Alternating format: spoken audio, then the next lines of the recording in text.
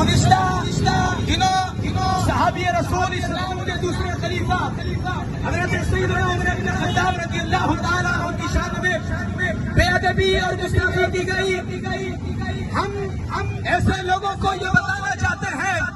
کہ الحمدللہ جہاں پر ہم امن پسند لوگ ہیں،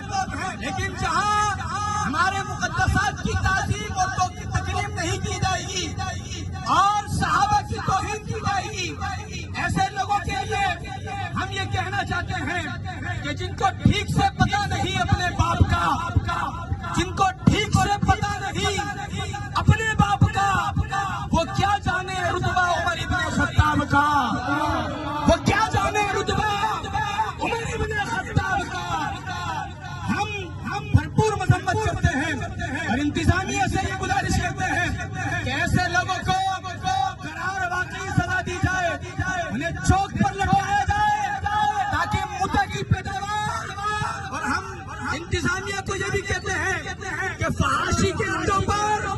پابندی لگائی جائے، فحاشی کے اڈوں پر پابندی لگائی جائے تاکہ صحابہ کے گستاخ پیدا نہ ہو. ہر صحابی نبی، ہر صحابی نبی، ہر صحابی نبی، ابو بکر بھی، حضرت عمر بھی، حضرت عثمان بھی اور مولا کائنات بھی،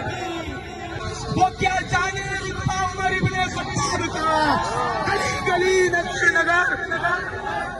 گلی گلی نگر، گلی گلی نگر گیا گا نعرہ فرش پر ہر صحابی نبی